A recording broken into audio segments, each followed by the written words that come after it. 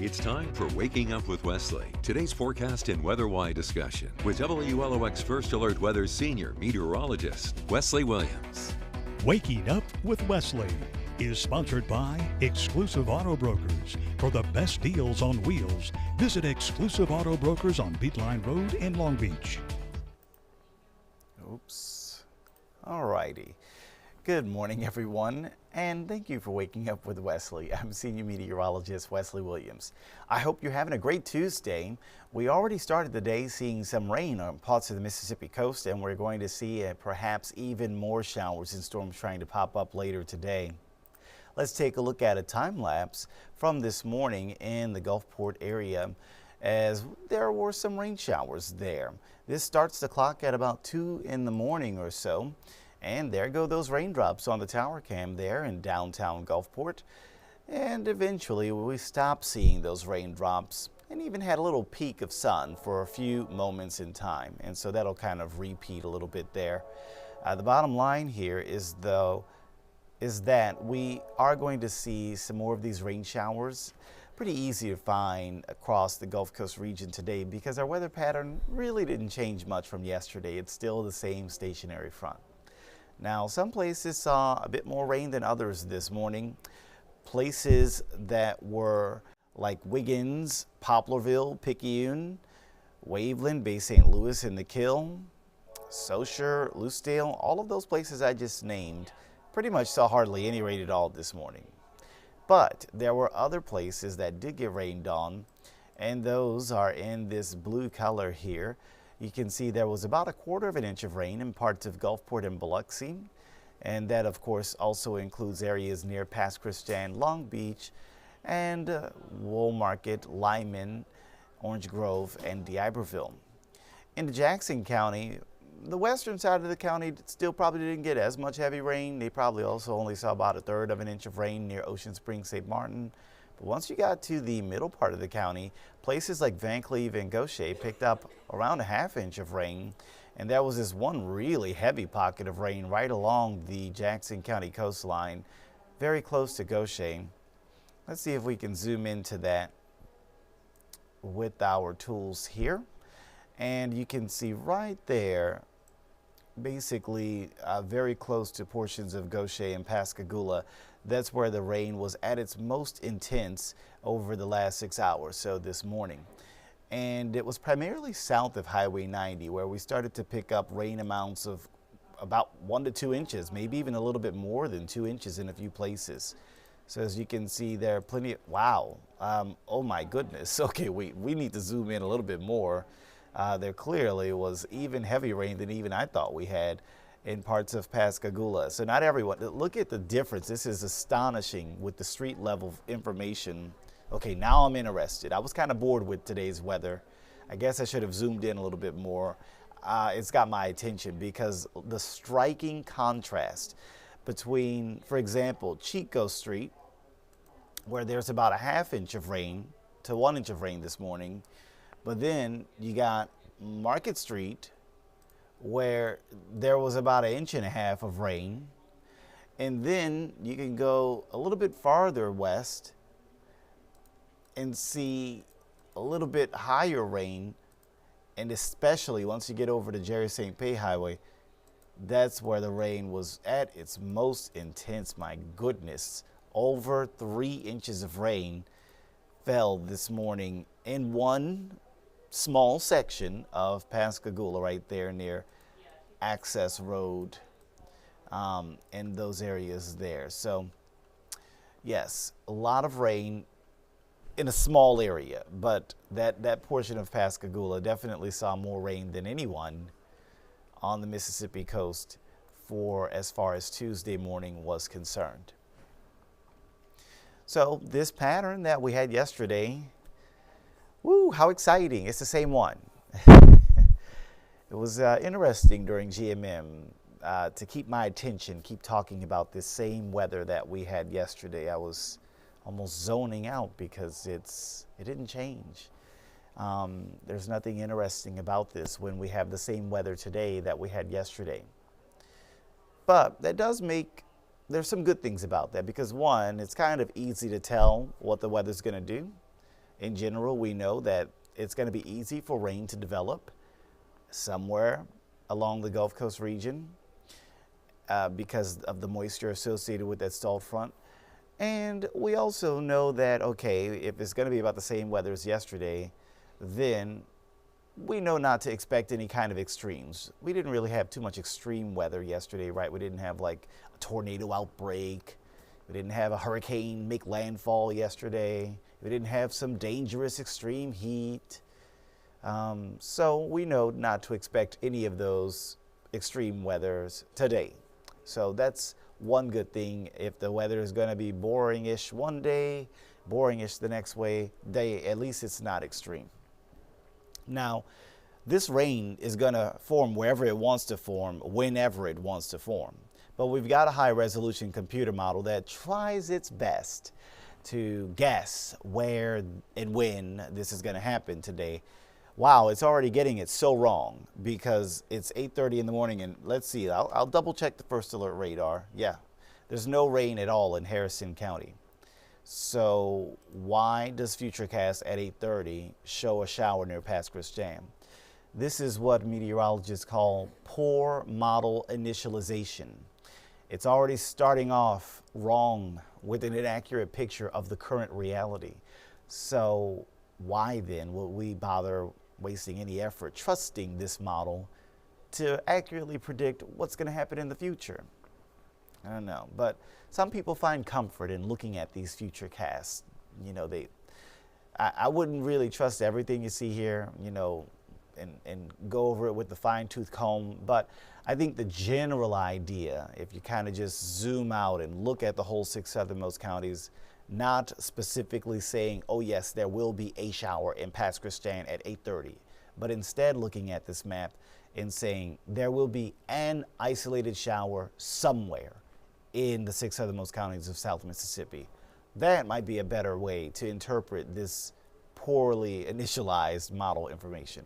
And when you do that, when you say at 8:30 there is an isolated shower somewhere in South Mississippi, go ahead and check the ground truth, check the first alert radar, and you're right. It's not in Pass Christian, but it is to the east of Pascagoula. So the model has the general idea right, but the specific placement of the rain is wrong. And that wrongness is probably going to continue into the rest of this as we play it out in time. So, okay, it might not be exactly with the downpour near Hurley and Wade at 1 p.m., but there might be somewhere in the 6 southernmost counties getting an isolated downpour around noon or 1 p.m. today. Looks like most of the area kind of catching a break around 4 p.m. today, although there might be some new downpours trying to move in from the north in general between 4 p.m. and 7 p.m. today. Perhaps that will be closer to Pearl River and Stone counties. So if you have some plans near Poplarville and near Wiggins around Tuesday evening, keep an eye on the weather in case you see some of that rolling your way. But yeah, exact placement and exact timing aside, it has been a damp start to the day, and I do expect it to rain somewhere. Like if you just ask me a yes or no question, yes or no, Wesley, is it going to rain somewhere in South Mississippi today? The answer is yes. It doesn't really do you much good. It's not very meaningful to tell you it will rain somewhere if I can't tell you exactly where that somewhere is. But yeah, if you're just asking me about 6 whole counties, I can easily say yes, it's going to rain. But I can't tell you which county. I can't tell you which town, which city. Sometimes you can get that detailed with it, depending on the weather pattern. If it's like a cold front with predictable movement and hour-by-hour tracking, we can do that. But with a stationary front that's just sitting still, there's really no hope of telling exactly when and where the rain will happen. It will happen whenever it wants to, wherever it wants to, somewhere today in South Mississippi. So there's a look at the forecast, and like I said, the temperatures are pretty tolerable for August. Yesterday, we didn't even hit 90 degrees. We only had 88 and 89 for a high. That could happen again today.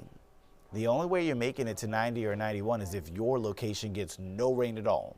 If you get even a little bit of rain today, you're probably not going to make it all the way to 90 on that thermometer. And the heat index, check this out. No triple digits for the most part, which could be a lot like yesterday. Yes, feeling like 95 is still hot, but it's not 105, right? And that's the difference here. No extreme heat. Look at that. Look at the heat index today. Chef's kiss. This is the cherry on top right here, folks. August, what a treat to enjoy a heat index that doesn't even hit the triple digits today. Probably not going to do that again tomorrow, because tomorrow we are going to see a little bit lower rain potential. And so that will allow the temperatures to creep up a little bit higher. And so tomorrow could be slightly hotter than today. We're also going to take a quick look at the tropics before we wrap this digital desk up. So let's talk about the tropics. We are moving into the month of August. Classically, the increase in hurricane activity this time of year. Now, so far this year, we've seen 4 named storms, no hurricanes, no majors in the Gulf, Caribbean, and Atlantic. But the forecast calls for at least 13 named storms. So if we got 4 in the book, that means there's an additional 9 to get through. So you look at all these names, and okay, there's, all the way to Dexter at this point in time as of 8 a.m. on Tuesday, August 5th. But 9 more: Aaron, Fernan, Gabrielle, Umberto, Imelda, Jerry, Karen, Lorenzo, Melissa. It's at least going to go to Melissa by November 30th. Those names we just mentioned somewhere in the Gulf, Caribbean, or Atlantic.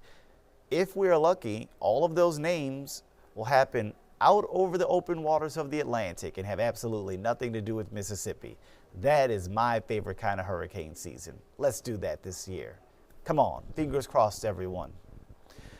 But sometimes it doesn't happen that way. And sometimes you get landfalling systems. I will say, look at this. This D-named storm, Dexter, it formed on this past Sunday, late Sunday night, August 3rd. The last time there was a named system, it was early July. So hurricane season kind of took a whole month off, basically. And this is very similar to what happened last year. Look at hurricane season 2024. And the C-named storm, Chris, was around early July. Then hurricane season basically took a whole month off before the next system, Debbie, formed on August 2nd. That was a hurricane that actually hit Florida, by the way. Well, no hurricanes in Florida today. There's only one tropical storm on this map. Can you see it? Can you spot it? This is Dexter right there. Let me circle it in red. There's Dexter.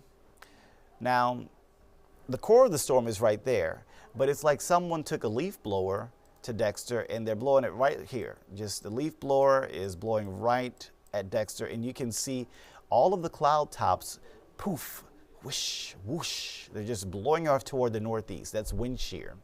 Strong wind shear from the southwest is being imparted on Tropical Storm Dexter, and that is one of the reasons why it is not getting stronger.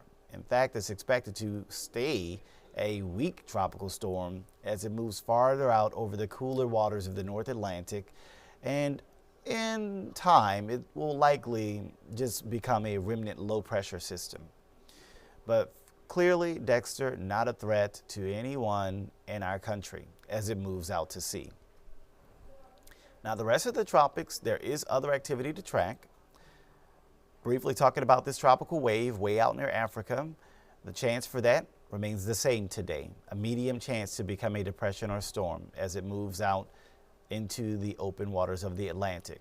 Way too early to say where this will ultimately wind up, although computer models give it their best shot, but there's no real reason to check computer models with something that's that far away because it's just too far out in time. You're going to go too far into the future and the model data becomes unreliable. So closer to home, there's this area that the National Hurricane Center has upgraded. So that's what's new today. Used to be low chance, now medium chance of a storm or depression forming offshore of Georgia. So that is interesting to see. And then there's Dexter, which again, the track shows it going up into the open waters. Let's take a look at that upgraded area near Georgia. Do we see any systems there this morning or into parts of Tuesday? Not really. I mean, maybe we see a very broad circulation in this area here. Let's fast forward to Wednesday. All right, the circulation getting a little bit tighter. We can see rain showers consolidating on the western side of the circulation, although it is not very well defined just yet, but it is a little bit better. What about Thursday? All right, now it looks like it's a bit more symmetric, although still seeing the thunderstorms only on one side of that circulation. There's a center, but all the storms are on the south side. On the north side, it's naked. There's nothing there. No weather on the north side, only on the south side. So either way you cut it, whatever this is trying to do in the course of Wednesday and Thursday, it's not looking like it's spinning up into some big system really quick. And by the time we get to Thursday, it's just sitting there offshore of Georgia, not really moving toward the Gulf. So that's good news there. Whatever we're watching in the tropics, it looks like this is the overview. Dexter, it's moving out to sea. There is an increasing chance of development near Georgia, and we're still watching the tropical wave near Africa that could become a depression or storm. But out of all of that stuff, there's actually no credible or significant threats that are directly to our Mississippi coast over the next 5 to 7 days. Sure, if you check some of the models, you can see some hype. It's so easy. Every day, the computer models run 4 different times. The GFS and European model run 4 different times. They run at 1 in the morning, 7 in the morning, 1 in the afternoon, 7 in the afternoon or evening. And you're going to see each day these computer models spitting out all of these kind of hype scenarios that oftentimes never really come to fruition. They never really come true. So that's why I don't consider one run of one computer model as a credible thing to be concerned about. People post these things all the time, but I do wonder why they share that type of information. You would think they share it because they take it seriously, but then if they took it seriously, shouldn't they be evacuating if you look at whatever some of these models are saying? So it's like you take it seriously enough to share, but then you don't take it seriously enough to actually like act. And so that's my point. If whatever we're seeing with these models is not serious enough to take action, why even bother sharing it in the first place? So I don't. But there's plenty of pages you can find that share that type of stuff and help yourself. Anyway, tropical season will continue to increase. Hurricane season continues to increase as we go to August. It will peak in September, and we still are about a month away from the peak of hurricane season. So till then, we'll keep tracking the tropics, and hopefully we'll keep tracking systems that have nothing to do with Mississippi. Well, that'll do it for this edition of Waking Up with Wesley. I've been Senior Meteorologist Wesley Williams. Have a good one, and we'll see you next time. Waking Up with Wesley has been sponsored by Exclusive Auto Brokers. For the best deals on wheels, visit Exclusive Auto Brokers on Beatline Road in Long Beach.